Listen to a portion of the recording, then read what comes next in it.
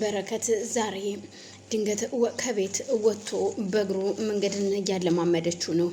የዶክተሯ ልጅ ኤልሳ እሱን ደግፋ ውጭ መውጣትና መንቀሳቀስ አለብህ፣ ቤት ብቻ መንቀሳቀሱ በቂ አይደለም በማለት ወክና ድርቅ እያለች መንደር ለመንደር በየመንገዱ ይዛው ትሄዳለች። የእውነት ምን አይነት እጅግ መልካም ልጅ ነሽ! እግዚአብሔር ይስጥሽ። በጣም ነው የማመሰግነው። ለዛሬ እንደዚህ ለመቆሜ ምክንያት ያንቺ ነሽ እንጂማ እንደ ሌሎቹማ ሰዎች ሀሳብ ቢሆን ኑሮ ተሰነካክዬ ቀርቼ ነበረ። በህይወት ራሱ የምቆይ አይመስለኝም። እናም በጣም ነው የማመሰግነው። እግዚአብሔር ያክብርልኝ እያለ ምንም ይሄ እኮ ትንሿ ነገር ናት፣ ምን ተደረገልህ? እና ደግሞ ለእኔም ራሱ እኮ ጥሩ ነገር ነው፣ ለአንተ ብቻ ሳይሆን እኔም ከቤት እንድወጣ እንድንቀሳቀስ የማወራው ሰው ስላገኘው፣ የሚያጫውተኝ ሀሳቤን የሚቀበለኝ ሰው ስላገኘው ደስ ብሎኛል፣ አመሰግናለሁ በረከት ስትለው አንቺ ምን አደረግሽ? እኔ ምን አረኩልሽ? ላንቺ አንቺ ነሽ እንጂ መመስገን ያለብሽ። አይዞህ ያችን እህትህንማ ማስደሰት አለብህ። እናም በርታ፣ እዚች ጋር ትንሽ አረፍ እንበልና ደግሞ እንሄዳለን ስትለው እሺ በጣም ጥሩ። አሁን የሆነች መንገድ ላይ ድንጋይ ላይ ቁጭ ብሉና አርፈው እያለ በድንገት በዛች መንገድ ላይ ምኞት ትመጣለች።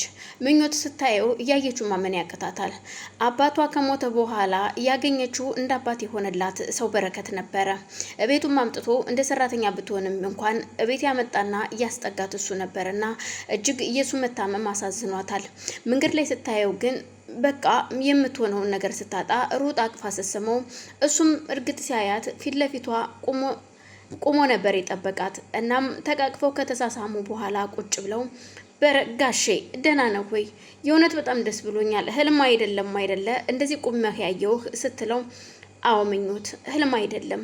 አንቺ ከኔ ጋር ብዙ መከራና ብዙ ፈተናን አሳልፈሻል። እጅግ በጣም የማመሰግንሽ ሴት ብትኖሬ አንቺ ነሽ ሲላት በፍጹም እኔማ ምን አድርጌልህ ጋሼ? ምንም ያደረኩልህ ነገር የለም ግን እንደዚህ ሆነ ስላየሁህ በጣም ደስ ብሎኛል። በጣም ነው ደስ የሚለው ስትለው አመሰግናለሁ የኔ እናት፣ ክበሪልኝ፣ ቁጭ በይና ትንሽ እዛ ትሄጃለሽ ይላታል። የኔ የቤቴ አጋዥ ናት፣ ግን አጋዥ ሳትሆን እህቴ ብላት ይቀለኛል። ምክንያቱም እጅግ እንደ እህቴ ከዙፋን ያልተናነሰ ብዙ ፈተናዎችን አሳልፋለች። እንደውም ከዙፋን ይልቅ የሷ ይብሳል። እሱ ብዙ መከራዎችን አሳልፋለች። ምክንያቱም ሚስቴ ያልኳት ብርቱካን ውሽማዋን ይዛ ስትመጣ እኔ ይኸው እንደምታየኝ እንዲህ ስንክልክል ብዬ ቁጭ ብዬ አሁንማ በጣም ደህና ነኝ። ያን ጊዜ ግን መናገርም ማውራትም ስለማልችል አይኔ እንጂ መናገርም አልችልም ነበር።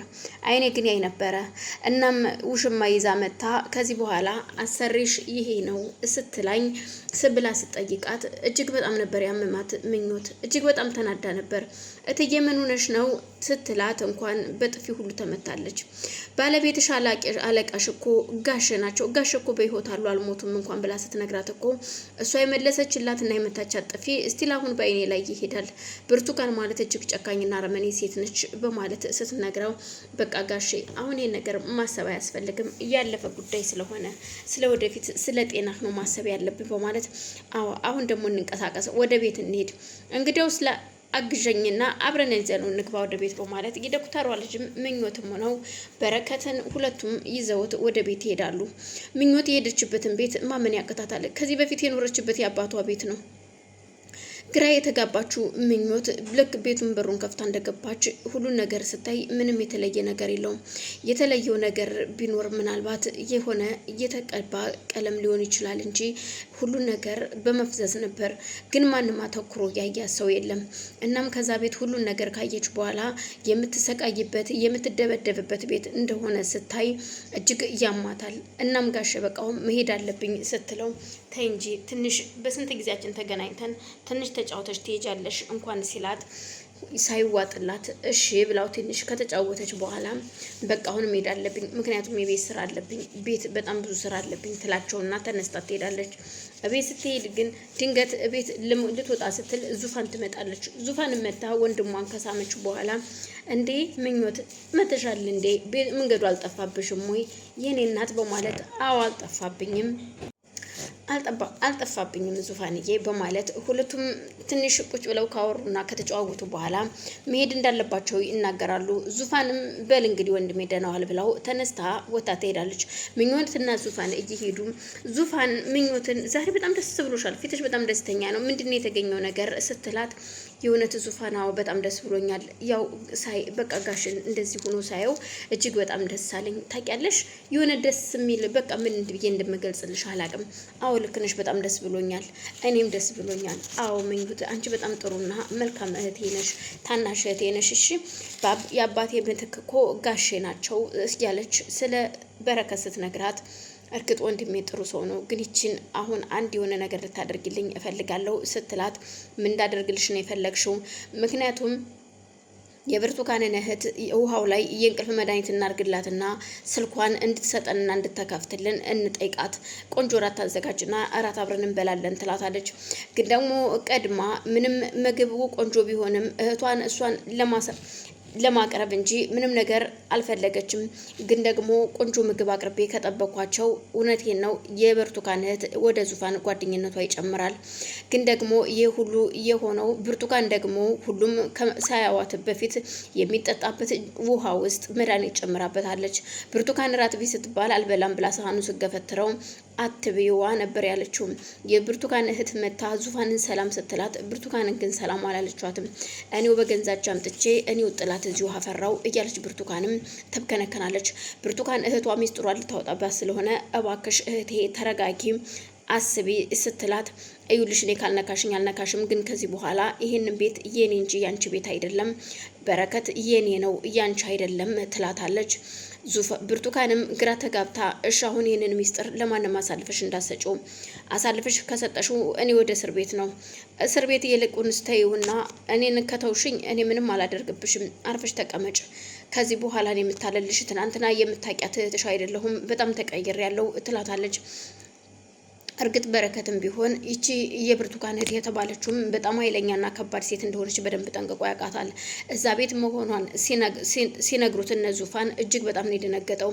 ከብርቱካን የማትተናነስ መጥፎ ሴት እንደሆነች ይነግራቸዋል። እናም ተጠንቀቁ፣ እዛ ቤት ምን ትሰራለች? እዚህ መታ ጠይቃኝ ነበረ፣ ግን እዛ ቤት እንደምትኖር አላውቅም ነበር። አይገርምም? እናም ለማንኛውም ተጠንቀቁ፣ ራሳችሁን ጠብቁ፣ በጣም ከባድ ሴት ነች፣ ከብርቱካን የባሰች ናት በማለት ያስጠነቅቃቸዋል። እርግጥ ልክ ነው ወንድሜ፣ አንድ ናቸው፣ ግን ደግሞ የሆነ የተደበቀ ሚስጥር የያዘችው ሚስጥር አለ። ልታሳየኝ ፈልጋ ነበረ፣ ግን ብርቱካን ነች እጅ ጎትታ ይዛት የሄደችው እንጂ እሷ ግን ለእኔ ልታሳየኝ ነበረ የብርቱካንን ጉድ። ምናልባት ወደ እስር ቤት የሚከትል ሊሆን ይችላል።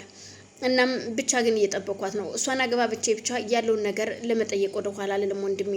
ምክንያቱም ብርቱካን የሆነ መረጃ ካልተገኘባት በፍጹም ሰዎችን ማጥቃትና መጉዳቷ የማይቀር ነው። አሁንም ቢሆን ከኔ ጋር ተው እንደተፋጠጥን ነው። ግን ቢሆንም ደግሞ እንዴት ግን እዛ ቤት ልትመጣ ቻለች እህትየው ብሎ ሲጠይቃት አላቅም ወንድሜ፣ እቴቴ ነች እዛ ቤት እንድትመጣና እንድትቀመጥ ያደረገቻት። ቴቴን ስጠይቃት ትቀመጥ አለችኝ። ምን እየተካሄደ እንደሆነ የራሱ እየገባኝ አይደለም። ለማንኛውም ወንድሜ አንተ አይዞህ፣ አንተ ደህና ስትሆን እኔ ቤቱን አጽድቼ እጠብቅሃለሁኝ። ከዛም በኋላ ትገባለህ። ያ ቤት እንደዚህ ተተረማምሶ እዛ ቤት መተካ አትገባም። እናም እኔ እህትህ ትለዋለች።